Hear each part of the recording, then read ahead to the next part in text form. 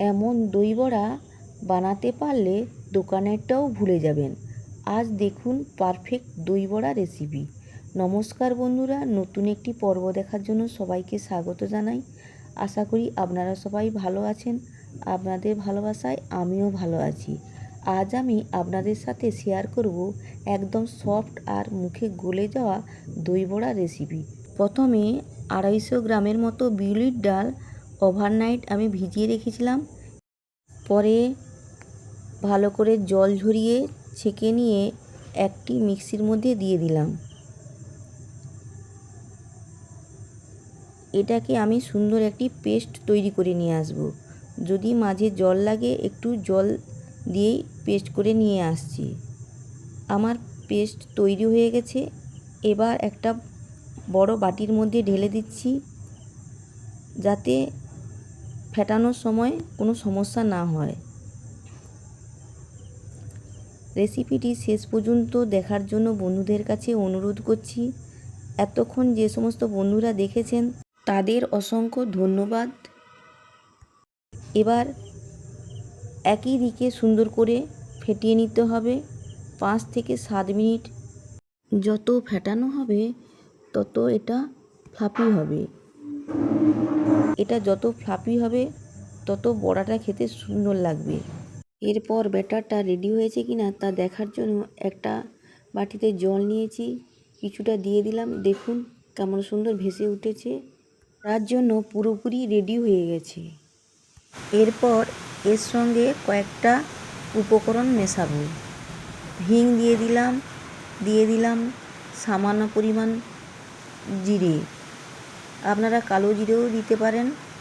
এবার দিয়ে আবারও সুন্দর করে ফেটিয়ে নিয়েছি।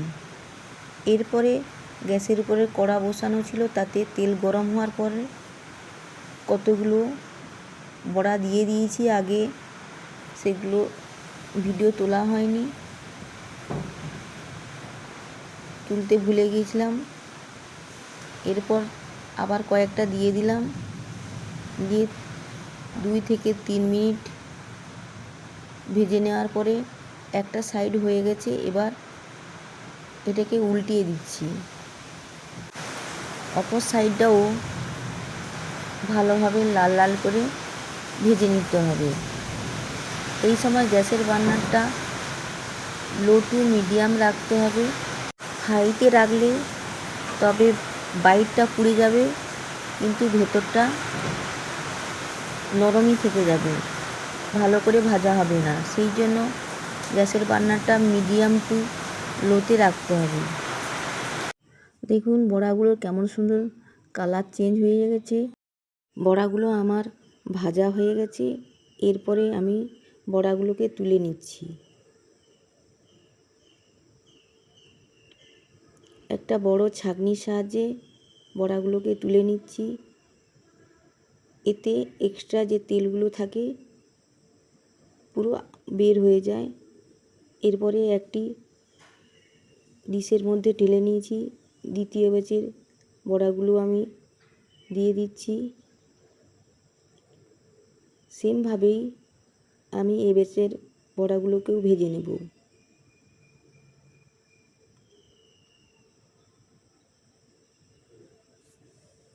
বড়াগুলোর এক পিঠ ভাজা হয়ে গেছে, আবারও উল্টে দিচ্ছি।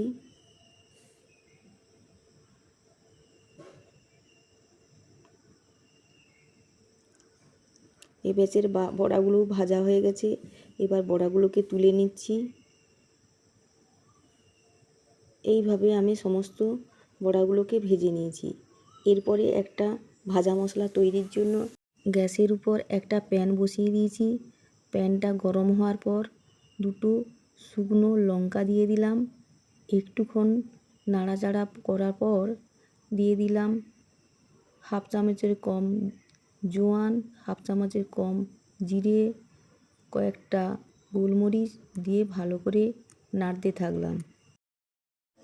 কিছুক্ষণ নাড়াচাড়া করার পরে সাধারণ লবণ, বিট লবণ দিয়ে সুন্দর একটি মশলা বানিয়ে নিয়ে আসছি। দেখুন মশলাটা আমার রেডি হয়ে গেছে। এটাকে সরিয়ে রেখে একটি বড় বাটিতে পরিমাণ মতো জল নিয়ে নিলাম, তাতে পরিমাণ মতন লবণ দিয়ে দিলাম। এবার এতে 1 চামচেরও কম গুঁড়ো মশলা দিয়ে দিলাম।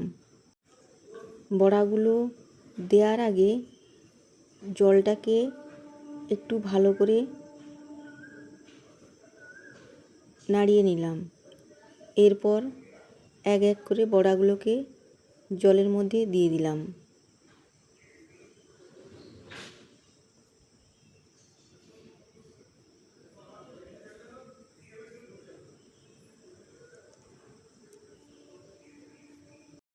এরপর একটি চামচ দিয়ে বড়াগুলোকে চেপে চেপে একটু জলের মধ্যে দিয়ে দিলাম। উপরে একটি প্লেট দিয়ে তারপরে একটা গ্লাস ভর্তি জল চাপিয়ে দিলাম, যাতে বড়াগুলো জলের মধ্যে ডুবে থাকে। এইভাবে 15 থেকে 20 মিনিট রেখে দিতে হবে। এদিকে দই বড়ার যে মূল উপকরণ, দই 250 গ্রামের মতো দই নিয়ে নিলাম। এতে আমি পরিমাণ মতো চিনি দিয়ে দিচ্ছি, দিয়ে ভালো করে একটু মিশিয়ে নেওয়ার পরে এটাকে ফ্রিজে আমি 5 মিনিটের মতো রেখে দিচ্ছি। 5 মিনিট পরে দইটাকে বের করে নিয়ে এসেছি। এবার ভালো করে ফেটিয়ে নিচ্ছি। দইটাকে সরিয়ে রেখে এরপরে আমি বড়াগুলোকে জল থেকে ভালো করে হালকাভাবে জল চেপে চেপে বড়াগুলোকে একটি প্লেটের মধ্যে তুলে নিচ্ছি। এইভাবে চেপে নিতে হবে, খুব বেশি চাপা যাবে না, কারণ এতটাই নরম, এত সফট যে পুরো গুঁড়ো হয়ে যাবে। দুটো তুলে নিয়েছি, আবারও একটা চেপে দেখাচ্ছি। এইভাবে চেপে নিতে হবে। আবারও একটা তুলে নিয়েছি। এইভাবে আমি সমস্ত বড়াগুলো জল থেকে তুলে নিয়ে দুটো প্লেটে সাজিয়ে নিয়েছি। এরপরে বড়াগুলোর উপরে ভাজা মশলা দিয়ে দিলাম।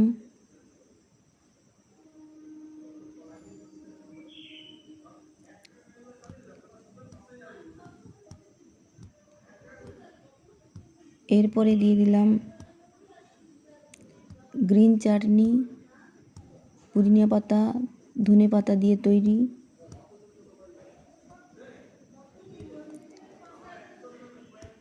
দই দিয়ে দিলাম। দইটা একটু বেশি করেই দিতে হবে, নাহলে এগুলোকে দইয়ের মধ্যে ডুবিয়ে 15 থেকে 20 মিনিট রাখতে পারেন। আমি দইটাকে উপর দিয়ে সাজিয়ে দিচ্ছি। এতক্ষণ রেসিপিটি দেখার জন্য অসংখ্য অসংখ্য ধন্যবাদ। বন্ধুরা, কে কোথা থেকে রেসিপিটি দেখছেন তা কমেন্টসে একবার জানাতে ভুলবেন না।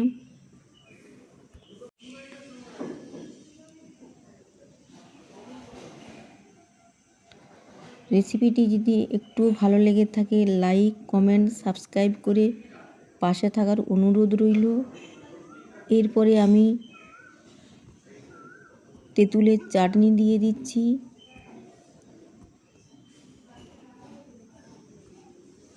আপনারা যে যেমন খাবেন সেভাবে তেঁতুলের চাটনি দেবেন। এরপরে সবার শেষ ভুজিয়াগুলোকে দিয়ে সাজিয়ে নিলাম। আজকের রেসিপিটি কেমন হয়েছে তা কমেন্টসে একবার জানাতে ভুলবেন না বন্ধুরা, অনুরোধ রইল। এমন নতুন নতুন রেসিপির জন্য লাইক, শেয়ার আর ফলো করতে ভুলবেন না। ভিডিওর শেষ পর্যন্ত থাকার জন্য অসংখ্য অসংখ্য ধন্যবাদ। দেখা হবে আবারও অন্য কোনো রেসিপির সঙ্গে। আজকে তবে আসি বন্ধুরা।